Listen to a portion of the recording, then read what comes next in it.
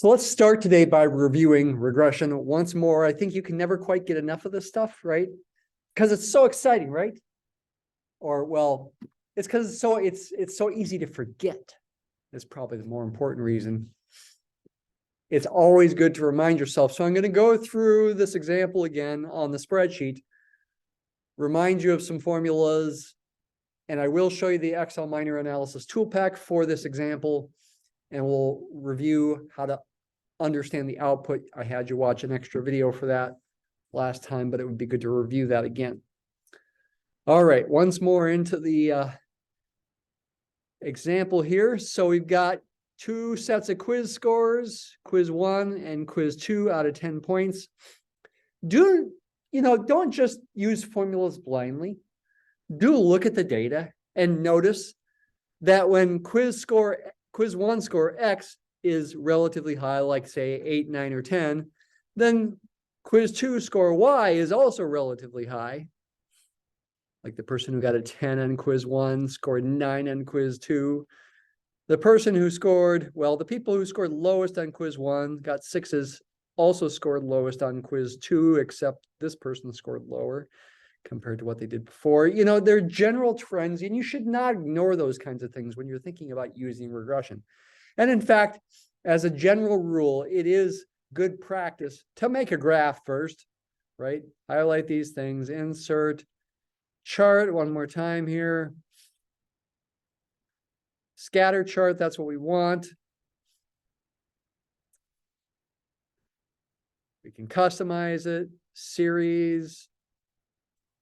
You can get the trend line in there. You see it's got a positive slope, as you would expect. You would expect if somebody scores higher in quiz 1, they're probably going to score higher in quiz 2. You can show the squared correlation. You can use the equation as a label.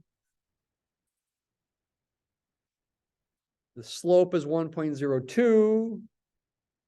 The intercept is 0.141. R squared is 0.606, which means R would be the square root of that, positive square root, in the ballpark of 0.8 or so, a little bit less. And again, you see that positive trend. So you do see a positive linear trend. I'm not quite sure why it's, okay, it could have made the scale better, but I guess that this is what we see here. As X increases, Y tends to increase. There is a law, a predictive law. Somebody scores better on quiz 1, they're going to score better on quiz 2. That is the regression line itself. And then there's noise, randomness. If somebody scores well on quiz 1, yeah, they're likely to score well on quiz 2, score high, but because of randomness, they might score higher or lower than the regression line would predict. That's the noise. It's always good to have that kind of perspective in mind. Anyway, I'm going to cut that out so we don't need to see it anymore. Let's review ways to compute this without just getting the output on a spreadsheet.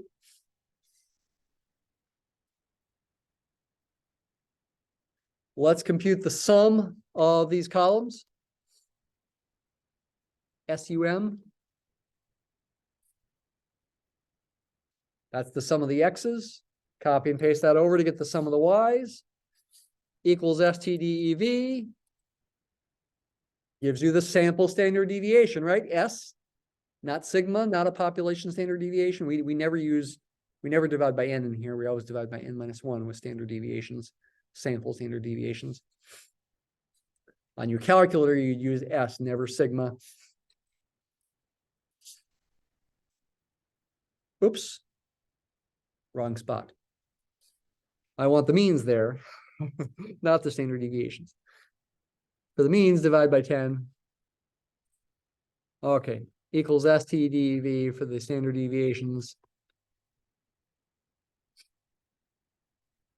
We haven't really said what correlation is besides saying it's a measure of strength of the linear regression line. We're not going to look at the formula in the book. It is at the end of chapter 11. We'll be content to just use technology for sake of time. Equals correl with 2 R's and 1 L gives you that correlation. 0.778. Yeah, a little less than 0.8. We can square that to get the squared correlation over here, say. There's the 0.606. That is a better measure of the strength of the regression. In fact, people look at the squared correlation, which has another name. It's called the coefficient of determination, but I'm not going to test you on that. And they say, based on this 60.606 here, they would say that 60.6% of the variability in the quiz 2 scores is explained by the regression line. That's what they would say based on that number. Higher than 50%. So it's a moderately strong correlation, a little stronger than 50%. You can make that precise, that kind of statement precise, by some formulas again at the end of chapter 11, which we're not going to talk about. If you're interested, you can look ahead into the end of chapter 11. The slope, if you do it this way, if you use the correlation, again, it's not in the book, but you can use this if you need to. The slope is the correlation times the ratio, standard deviation of the y's divided by the standard deviation of the x's. Okay, that's a formula you may use if necessary. In fact, maybe I'll even test you on it. It's not our main formula for the slope, because our main one doesn't use the correlation, but it is one that it is valid. It gives you the slope. And so if we use it here, take this correlation, multiply by the ratio of the standard deviation of the y's divided by the standard deviation of the x's. There it is. There's the 1.02. And then the formula you always use for the intercept is the mean of the y's minus the slope we just found times the mean of the x's.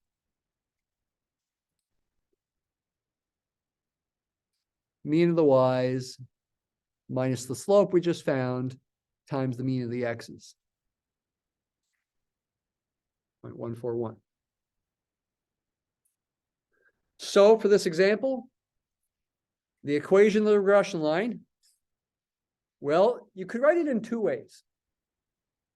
You could write the equation of the regression line in two ways to emphasize two different applications of it. Most people typically write it as y hat equals b0 plus b1x.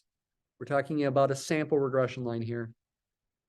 In this case, that's approximately 0.414 plus 1.02x. That's one way to write it. Another way to write it is to write mu hat, maybe with the subscript of capital Y given x, is b0 plus b1x is approximately 0.141 plus 1.02x. Which one's right? Well, they're both right.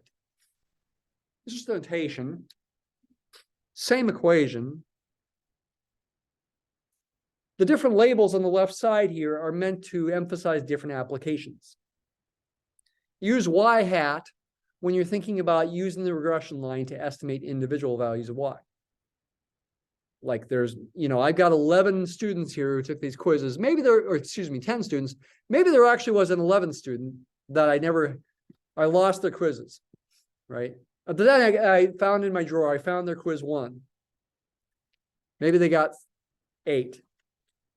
But I couldn't find their quiz 2.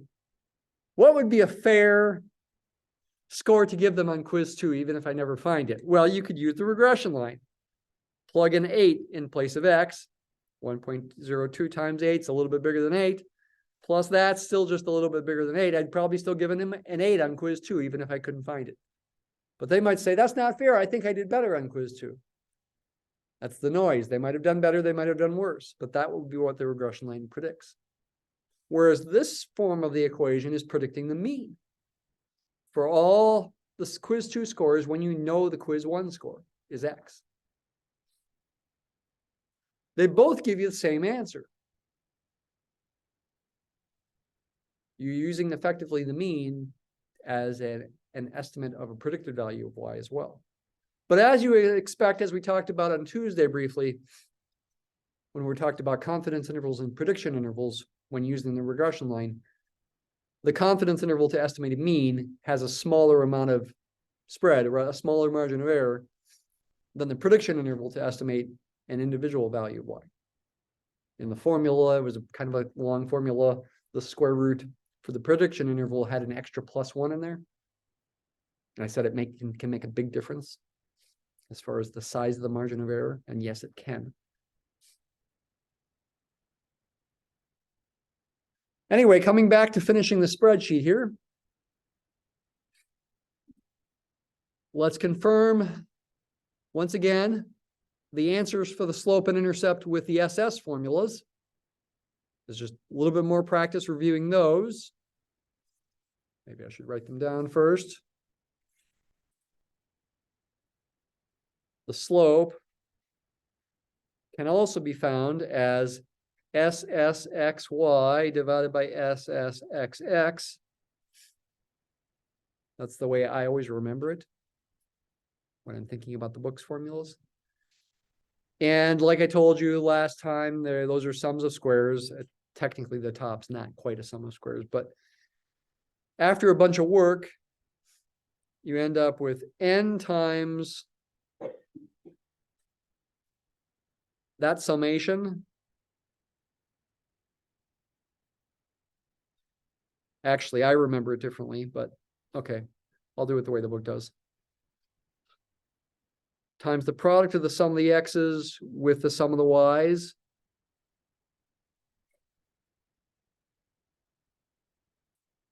All divided by n times this summation minus this summation quantity squared. Okay, actually, I think for the sake of time, when I confirm the formula for the slope in the spreadsheet, I'll just do it that way. Although I'm effectively going to have to do this anyway. Okay. I did it a little differently. SSXY actually ultimately ends up being this.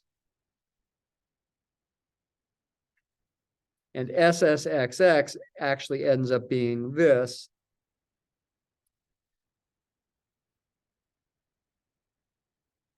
And to get from these two things to this thing, you got to put them in the top and the bottom of the fraction and multiply the top and the bottom by n. Technically, the numerator here is not actually equal to SSXY, and the denominator here is not equal to SSXX. You got to take the ratio of these two things and then multiply the top and the bottom by n. But because you're multiplying by 1, you end up getting the same thing. I'm going to use these things. So, okay, I've got to do those summations. This is stuff you should be able to do, not in a spreadsheet, of course, on the exam, but like in the video that I talked about a few minutes ago. So square those values. Add those up. That's the sum of the x squareds. Multiply x times y in each row. Add those up. That's the sum of the x times y values. Now, if I use the formulas in red down here, SSXX, use the formula in red, the second formula right there. So I need the sum of the x squared values, that's in column D, minus the sum of the x's, which is in column B, B13, squared divided by n, which is 10.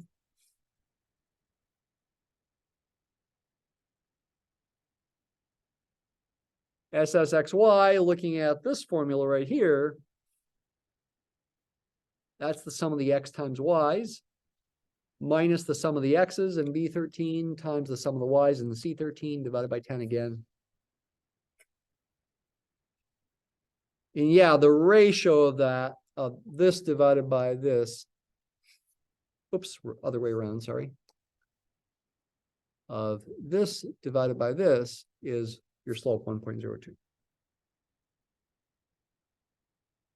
Okay, I do want you to know that.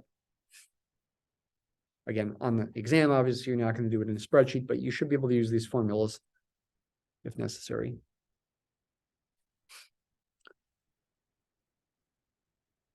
What do we also want to do? We also want to emphasize the meaning of SSE and the regression standard error, and then relate it to the spreadsheet output, the Excel minor output. To do that, we need to compute the residuals.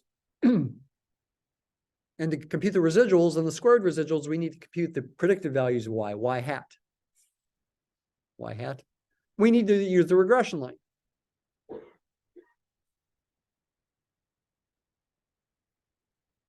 I could just type in the 0.141 and the 1.02, or I could use the cells. The slope is in B17, the intercept's in B18. So I could do equals B18 with dollar signs, so it stays absolute reference, plus B17 times the corresponding X in B2.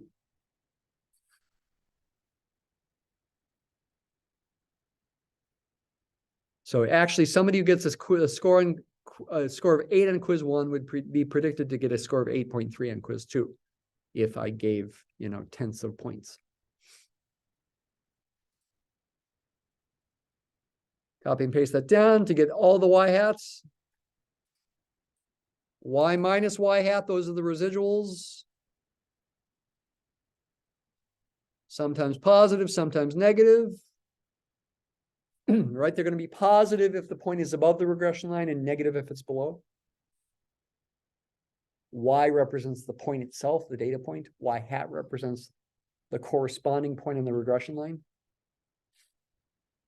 So you can see with this first example, 9 is above y hat, 8.3. So the residual is positive. The point is above the regression line. Here, this 9, since x is 9, it's a bigger y hat, 9.3. This 9 is below the y hat, so the residual is negative. If you add up the residuals, it turns out it equals 0. But of course, if you square the residuals, you'll get all positive numbers. So they won't add up to 0.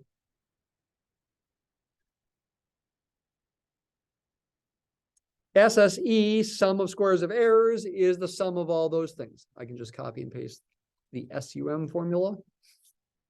SSE in this case is about 10.09. If I use some other line as my quote-unquote regression line, I get a bigger SSE. Remember when we did the partial derivatives a week ago?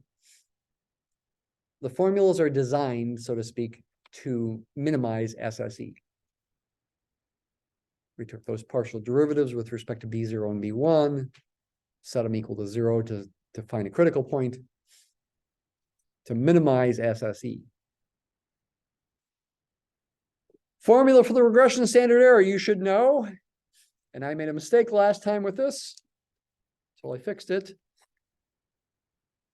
S in this context means regression standard error. If I mean standard deviation, I put subscripts when talking about regression.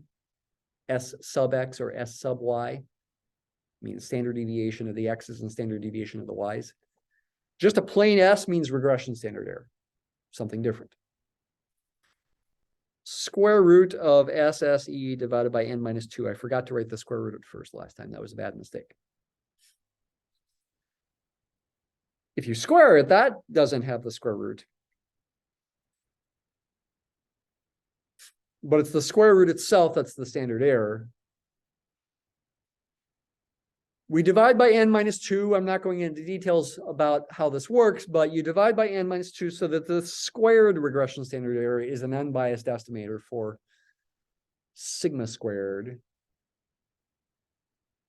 Sigma squared was part of the regression model, the theoretical stuff we talked about on Tuesday. Right, you remember that? Talked about capital EI as being those abstract errors that have a normal distribution with a mean of 0 and an assumed variance of sigma squared. S squared is supposed to be an unbiased estimator for that. That's what the theory tells us.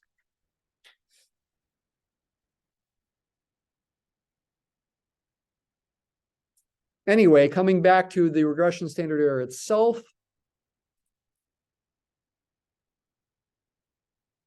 N is 10 here, so I divide this by 8.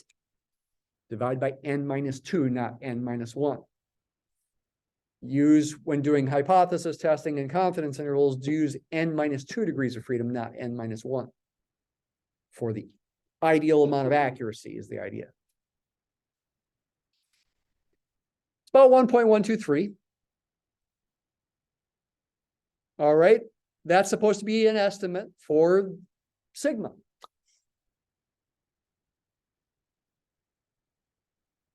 The approximate amount of standard deviation in the y's for any given x, assuming it's constant no matter what x is.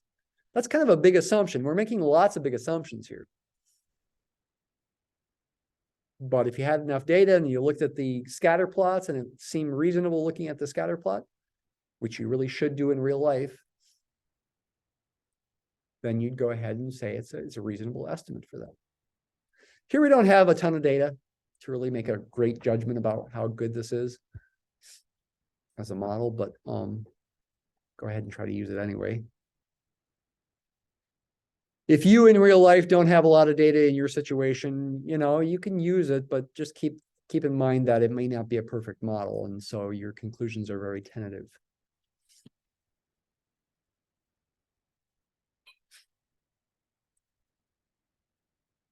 So I showed you in the video how to add on the Excel minor analysis tool pack. I've got it loaded here. I'm just going to start it.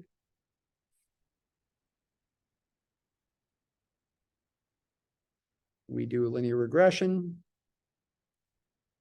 I, as a habit, make sure I've got labels.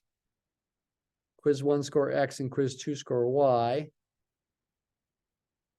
And sometimes those labels do include words, not just X and Y. I click the labels box as a default. I highlight the Y range, including the label, quiz 2 score Y, and then click this input Y range box. Of course, you can just type C1 colon C11 as well. Then I highlight the X range, including the label, and click this box. Got to have the labels checked to make sure the very first entry is the label for those columns. If you didn't have the labels box checked, you'd want to do C2 through C11 and B2 through B11. Output range is going to be the upper left corner of where your output's going to be. Let's put it right here. It's H16. Probably would be good to do residuals and residual plots. Let's see what we get.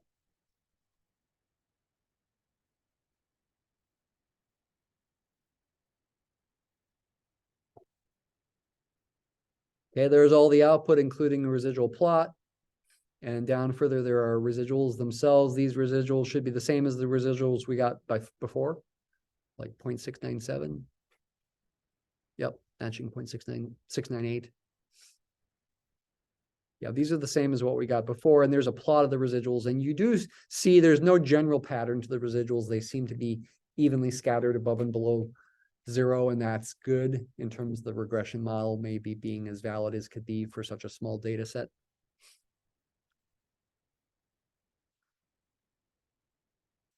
We do see the slope and intercept right there. Intercept and slope. The intercept's labeled with the word intercept. The slope is not labeled with the word slope. It's labeled with the label for X, quiz 1 score X. Why not put the word slope there? Got a guess? I think I might have mentioned it in the video.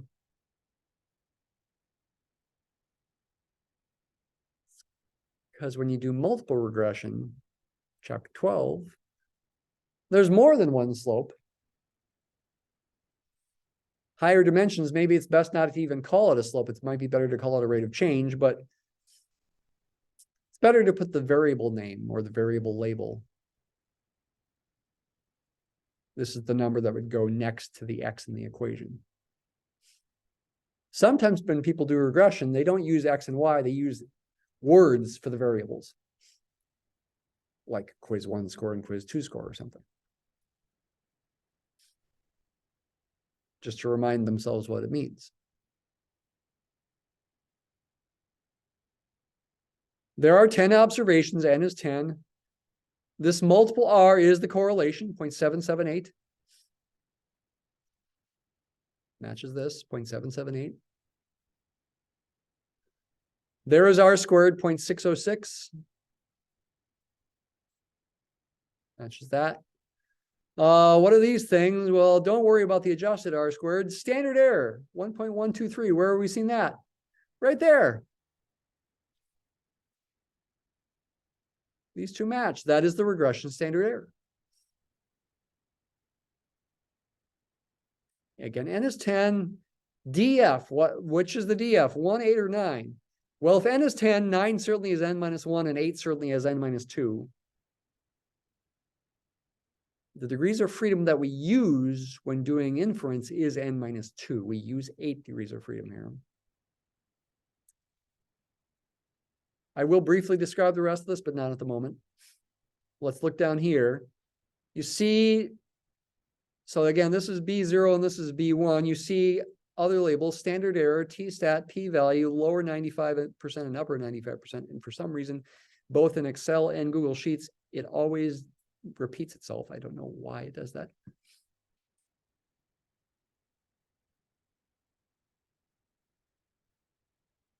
Let's focus on these first. And let's just focus on the slope. Okay. As far as what you need to do on the final exam for inference here, you only need to worry about the slope, not the intercept. That's because that's sort of the more important thing to be able to do. That is a confidence interval, a 95% confidence interval. For what? Got a guess? Is it to estimate y? Is it for B0, B1? I said that wrong, actually. What did I say wrong?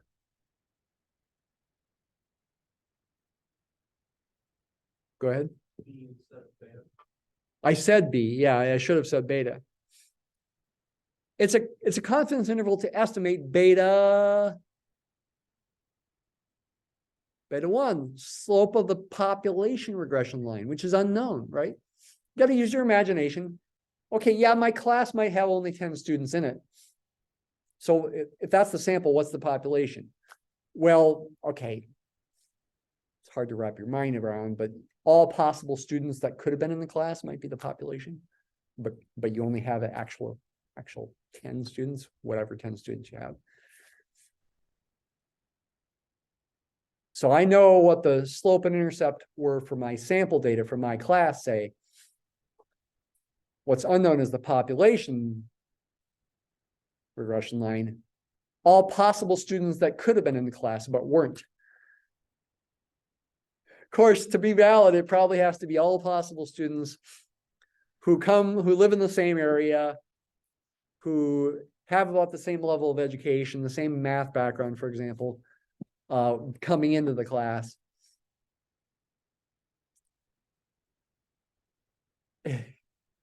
It's sort of an abstract thing to imagine, but that's kind of what you imagine the population as being.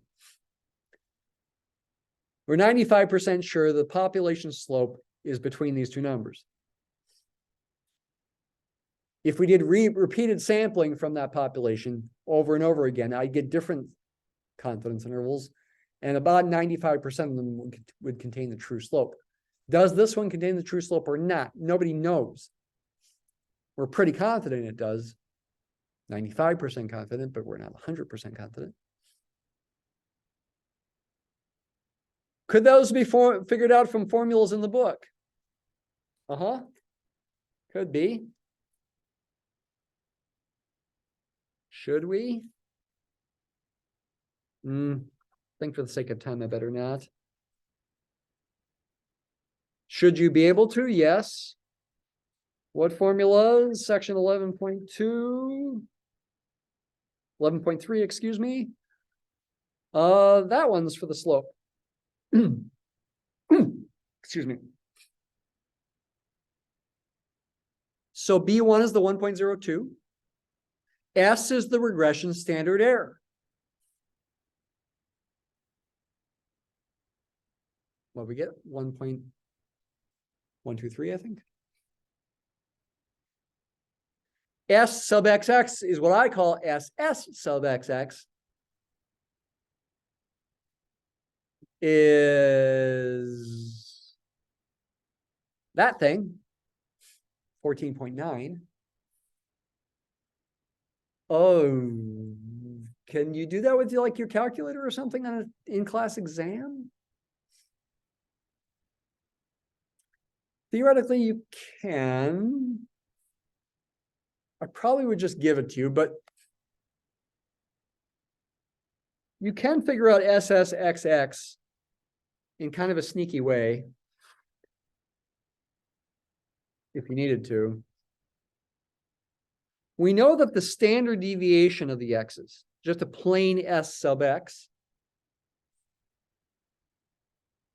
sample standard deviation, back from chapter 6, is a square root like this.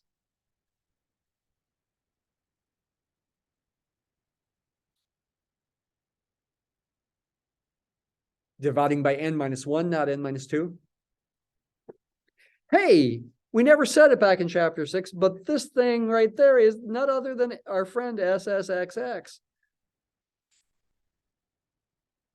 We can solve this equation for SSXX. Square both sides, multiply both sides by n minus 1. SSXX is n minus 1 times the variance of the x's. So you could figure out SSXX with your calculator by using your calculator to find the standard deviation and then multiplying and squaring it and then multiplying by n minus 1.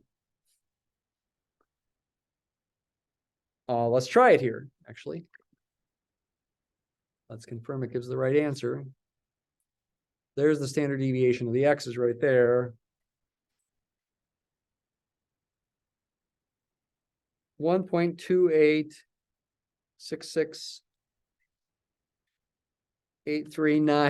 if I want to be extra careful about decimal places squared. N minus 1 is 9, 14.9. Yeah, that is SSXX. 14.9. We're going to make you do that in the test? Probably not. I'll probably just give you SSXX if you need it. Okay. Although in the second problem in the video, I did have people calculate it. I did talk about using this formula. You should be able to use this formula if necessary as well. But I think if I'm having you do, I think that the point I'm trying to make, you should be able to use this, but the point I'm trying to make is if you're going to compute the confidence interval that I just showed you, I'd probably just give you that. If I decide for some reason not to, I'll let you know. But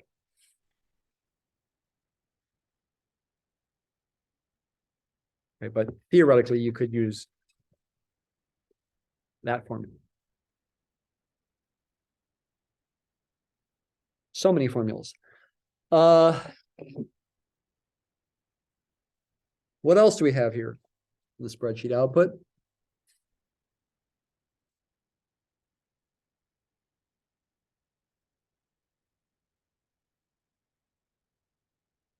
Where'd it go? There it is.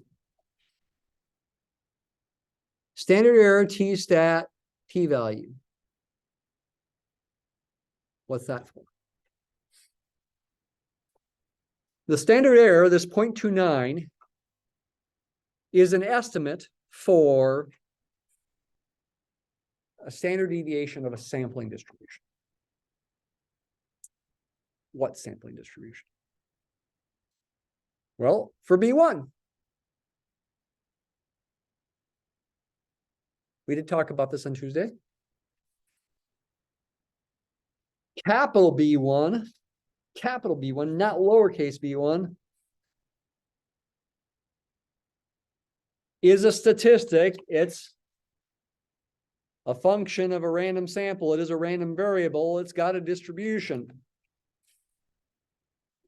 And if the model assumptions are valid, it's a normal distribution with a mean of beta 1, it's unbiased.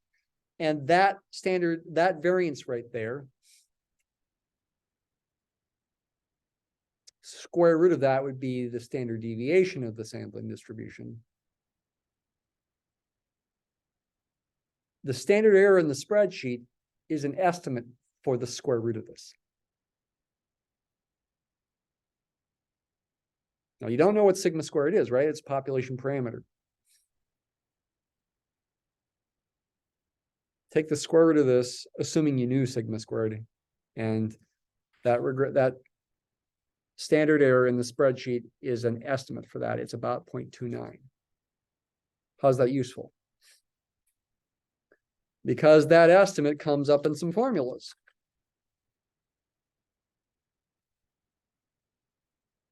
Again, we're trying to estimate the square root of that. Sigma over the square root of SSXX, essentially. Hey, sigma over square root of SSXX. How about estimate it with S over square root of SSXX in this T-stat to test whether beta 1 is 0 or not? Dividing by a standard error. An estimate for a standard deviation of a sampling distribution. This is a T-stat with n minus 2 degrees of freedom. You can use it to test this null hypothesis. And that's what the spreadsheet output is doing. This T-stat here, 3.506, comes from that formula I was just pointing at. Let's double check it. B1 itself minus 0 divided by S over square root of SSXX. Well, I could use the S regression standard error that was 1.123 and the SSXX that was what, 14.9 to do this. I could also just use this. Yeah. Yep, 3.505, 506. Yeah, and the standard error here, S was about 1.12327. 1.12327 divided by square root of 14.9. 14.9 was SSXX. Yeah, there we go. 0.290999, blah, blah, blah. Off a little bit because of rounding. What's the p-value? The p-value is for the exact same test based on this T-stat with 8 degrees of freedom. Your two-tailed p-value is about 0.008.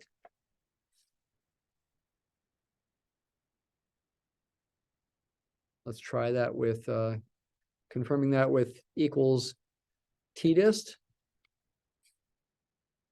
3.5056, 18591, 8 degrees of freedom, two tails. Yep, same number.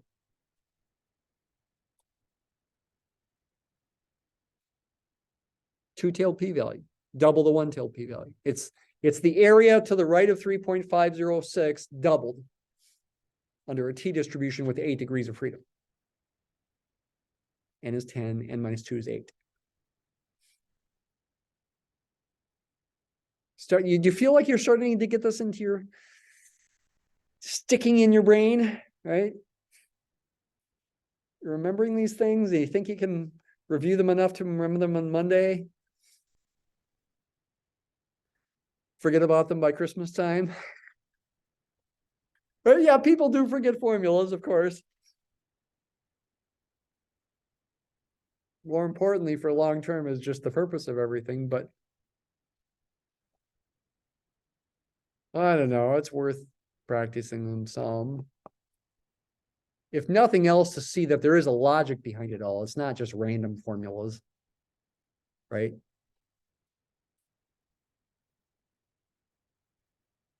Small p-value, we reject the null. We'd say we think beta 1's non-zero. In fact, we think beta 1's positive. Of course, the one-tailed p-value would be half that amount, even smaller, for sure. Reject the null in favor of the alternative. that beta 1's positive. And that means we've got a statistically significant regression. That's the way people phrase it.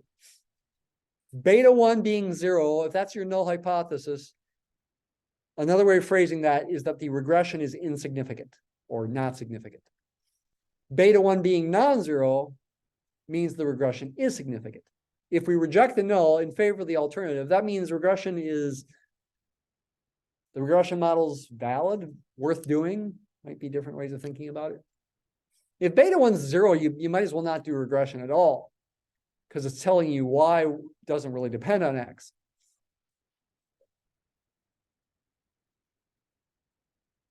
X is not relevant for predicting y if beta 1's 0. So when you do regression and you like doing regression and you hope it's useful, then you're hoping to reject the null that beta 1's 0 in favor of the alternative that beta 1 is non-zero.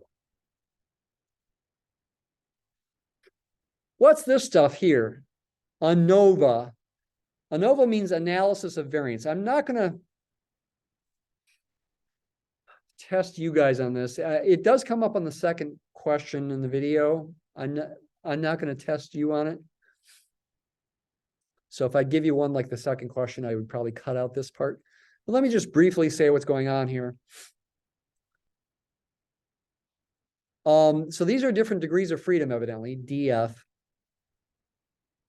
The residual degree of freedom is the n minus 2. 9 certainly is n minus 1. And what's this? 1 degree of freedom for regression? What does that mean? Don't worry about what it means so much, other than knowing that it's the 8 that you use. This column is labeled SS for sum of squares. Essentially, this 25.6, let's see, I think that's SSYY, which we haven't talked about. Sum of squares of the y's, which is analogous to the sum of the squares of the x's. That's sum of the squares of the x's. If you did something similar with y's in place of the x's, that would be SSYY. Called the total variation in the y's, and there would be a similar relationship down here that SSYY should be n minus 1 times the square of the standard deviation of the y's. There's 2 scores here. Let's see if that holds quick. Is that really the case? If I take standard deviation of the y's is a 1.6865. 1.6865.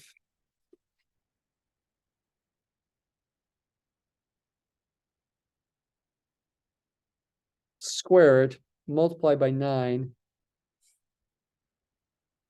25.6. Was that what it was?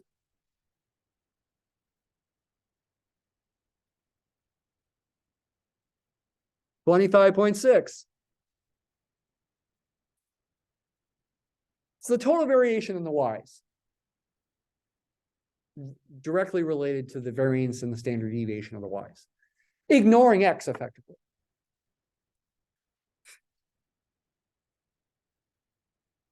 This SS is the same as SSE, 10.09, remember? That's SSE, 10.09. Sum of the squares of the errors that come from regression. Measuring directly related to sigma squared, and sigma, the standard deviation of the y's for any given x from the regression model. What's this SS? 15.5. I'm not going to write its formula, but essentially it's measuring the variability in the y values along the regression line itself, not for the data. Notice the sum of these two is 25.6. Yeah, if you know these two, take this one minus this one to get this one. And the strength of the regression is measured by the fact that the ratio of this one divided by this one is the 0.606, the squared correlation, R squared. Coefficient of determination that I said you can technically describe how that measures the strength of the regression. Most of the variation, more than half of it, comes from the regression line itself, not from the residual, not from the noise.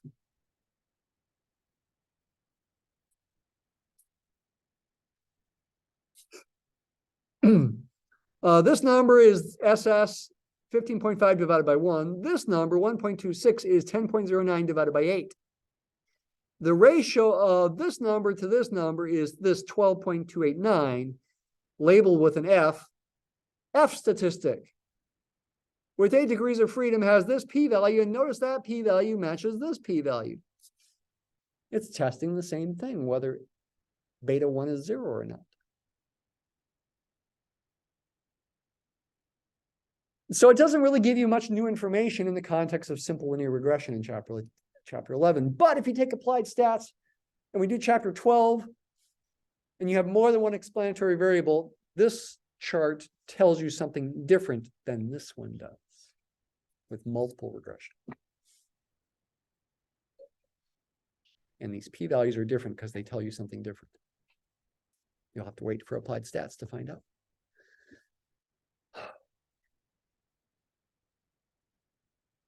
Okay. Very first problem in the exam review video about regression is all about just reading this table, especially the bottom part. And that's the main thing to focus on.